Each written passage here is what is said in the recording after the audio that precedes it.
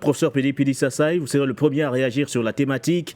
Et tout est parti donc de la mort de ces 13 soldats sud-africains de la mission de maintien de la paix de l'ONU. Par ailleurs, de la mission de la communauté de développement de l'Afrique australe déployée à l'est de la République démocratique du Congo. D'un côté, nous avons la version sud-africaine qui accuse le Rwanda, soutenu justement, ou du moins qui accuse le M23 soutenu par le Rwanda. Et de l'autre, nous avons la sortie du président Paul Kagame, qui de son côté refute non seulement ces accusations, mais en retour accuse l'Afrique du Sud de ne pas jouer franc jeu dans la recherche d'une solution définitive à cette crise sécuritaire. Alors, simple, surenchère verbale, ou alors y a-t-il derrière ces menaces interposées une réelle volonté d'en découdre de la part des deux parties?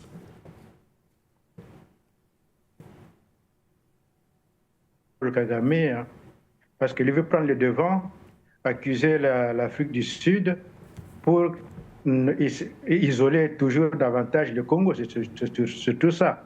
Il ne voudrait pas qu'il y ait qui que ce soit qui vienne à côté des Congolais, aux côtés du Congo, pour défendre son territoire dans le territoire congolais. Étant donné que l'Afrique du Sud se range derrière le Congo pour défendre le territoire congolais, évidemment pour lui, il les cible comme un ennemi. Alors il faudra essayer d'attaquer l'Afrique du Sud pour que l'Afrique du Sud abandonne le Congo, pour que le Congo soit sa proie. C'est ça sa stratégie en réalité. Donc ce n'est pas quelque chose de nouveau de la part de Paul Kagame. Pour lui, le Congo, c'est son bien. Donc il considère le Congo comme étant son bien, et c'est à lui à décider de ce qui doit se passer au Congo et personne d'autre. Donc, comme l'Afrique du Sud trouve-t-il en train de s'approcher du Congo, eh bien, c'est un ennemi désigné, donc il faudrait le combattre de cette façon-là. Donc, d'où cette fuite en avant. Évidemment,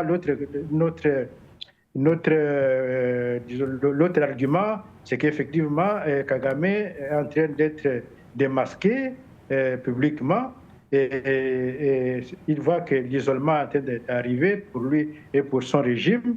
Et alors, il faudra essayer de déjouer cet isolement en isolant ceux qui pourraient éventuellement l'isoler. Donc, c'est cela dont il attaque en premier ceux qui pourraient l'attaquer, effectivement, pour se donner comme ça un peu d'air et surtout avoir auprès de ses alliés, notamment les États-Unis d'Amérique, l'Angleterre, la France maintenant et les autres pays occidentaux là, donc d'essayer de les avoir de son côté pour qu'ils puissent les défendre, parce qu'il est en train de voir qu'il y a un front qui est en train de se constituer contre lui, et alors parfois lui veut former un autre, donc former son propre front contre ce front qui arrive. Donc, je crois pour moi, c'est ça. Mais là, quant à savoir qu'est-ce qu'il va faire, lui, pour Kagame contre l'Afrique du Sud, moi, je vois pas ce qu'il va faire. Hein. Ce sont des simples paroles. Qu'est-ce qu'il peut faire, lui, contre l'Afrique du Sud? Qu'est-ce qu'il peut faire? Parce que nous savons bien que tout ce qu'il a, lui, son armement, même dont il se vante, mais ça vient des pays étrangers. C'est pas lui, il n'y a rien qui est produit chez lui, il n'y a rien qui est fabriqué chez lui, il n'y a même pas une usine de fabrication d'aiguilles au Rwanda. Alors lui, c'est pour moi, ça montre qu'il est un homme un grand dirigeant avec un pays, avec une grande armée, mais c'est une armée qui est subventionnée à 100% par l'étranger, nous le savons. Donc ce n'est pas une armée qui est basée, qui peut compter sur elle-même. Si tous ces pays qui lui donnent l'argent et coupent leur aide, les États-Unis d'Amérique, l'Angleterre, la France, tous les pays occidentaux, l'Allemagne, la Suède, le Danemark, je ne sais quoi encore, l'Israël, si tous lui coupent l'aide qu'ils lui donnent, mais c'est une armée qui ne peut pas tenir, même pas devant qui que ce soit. Mais donc, voilà, moi, je pense que c'est plutôt une façon de se donner un peu d'air, de montrer qu'il est important devant les gens, mais ce n'est pas quelqu'un qui peut tenir tête devant l'Afrique du Sud quand même. On doit être sérieux. Alors, professeur, mais que pensez-vous de du moins, des reproches faits d'ailleurs par le président Paul Kagame à Cyril Ramaphosa, qui estime qu'en réalité, les soldats sud-africains déployés à l'est de la République démocratique du Congo ne le sont pas pour des raisons sécuritaires, mais pour un agenda autre que l'agenda sécuritaire. Lesquels? Quel agenda? Quel agenda les soldats de l'Afrique du Sud ont-ils dans l'est du Congo? L'agenda, c'est lesquels? Il parle des soldats de l'Afrique du Sud, mais de façon générale, il parle surtout des soldats déployés sous la bannière de la SADC, qui combattent aux côtés des troupes de Kinshasa. C'est attaquer les Rwandais pour gagner quoi? Si on attaque les Rwandais maintenant, ça serait pour gagner quoi? Si la SADC vient pour attaquer les Rwandais, qu'est-ce qu'ils viseraient là-bas? Ça serait pour gagner quoi? Pour gagner des territoires, pour gagner des richesses, pour gagner... Qu'est-ce qu'on peut gagner au Rwanda en réalité? Parce que si le Rwanda attaque le Congo, c'est pour des minéraux, c'est pour les richesses du Congo. Mais maintenant, si la SADC va attaquer le Rwanda, ça serait pour gagner quoi? Si la SADC attaque le Congo, on peut comprendre. Ça serait pour les minéraux, ça serait pour les richesses, ça serait pour les territoires congolais. Mais la SADC va attaquer le Rwanda, qui est un tout petit pays de 30 000 km². Bon, ça serait pour gagner quoi? Qu'est-ce qu'il y a au Rwanda que l'on peut envier, que la SADC peut envier pour aller attaquer? Donc, c'est tout à fait invraisemblable. Ça n'a aucun sens. Il n'y a pas un pays normal qui va aller attaquer le Rwanda, à moins, aujourd'hui, le Congo, oui, doit attaquer le Rwanda pour déloger Paul Kagame. Là, rien que pour ça. Ce n'est pas pour autre chose. Ce n'est pas pour les richesses, les richesses du Rwanda. Le Rwanda n'en a pas.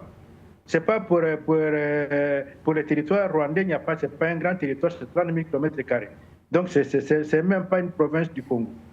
Donc il n'y a pas, je ne vois pas ce que l'agenda caché de la SADC ou de l'Afrique du Sud par rapport au Rwanda. Il n'y a pas d'agenda caché.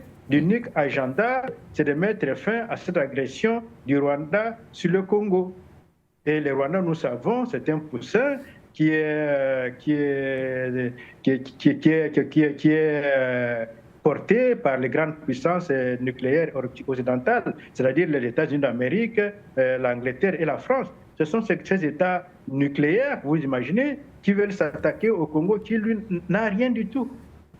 Donc, des puissances nucléaires qui s'attaquent au Congo. Au lieu que ces puissances nucléaires puissent vraiment avoir et devaient avoir de la compassion pour le Congo a été de 1890 à 1908 a été au centre des massacres inouïs. Et ils le savent. Ils auraient pu être du côté du Congolais. Maintenant, ils arment Paul Kagame, ils incitent à reprendre les mêmes choses. Paul Kagame reprend les massacres qui ont eu lieu au Congo il y a un siècle. Il les reprend maintenant, poussé par ces puissances nucléaires. Mais ce n'est pas sérieux. Donc nous, le Congolais, nous disons qu'à ces puissances-là, ils doivent arrêter ces jeux-là. Nous ne voulons pas de ces jeux-là. Nous ne sommes pas des objets. Les Congolais ne sont pas des objets. Les Congolais, ce sont des humains. Ils ont le droit de vivre dans leur pays. Pourquoi ne veulent-ils pas que les Congolais vivent sur leur pays? Les Congolais n'envient le pays de personne. Les Congolais vont prendre le pays de qui? Ils sont chez eux. C'est le pays de leurs ancêtres. C'est un pays qui est millénaire. Nos ancêtres sont sur ce pays depuis que l'humanité existe. Pourquoi veulent-ils que les Congolais abandonnent leur pays? Pour quelle raison? Donc, je crois qu'il n'y a pas d'agenda secret, il n'y a pas d'autre agenda, il n'y a aucun agenda qu'aucun pays africain puisse avoir sur le Rwanda. Moi, je voudrais qu'on m'incite un seul pays africain qui va avoir un agenda caché sur le Rwanda. Ça serait pourquoi? Et surtout pas l'Afrique du Sud, quand même. On doit être sérieux.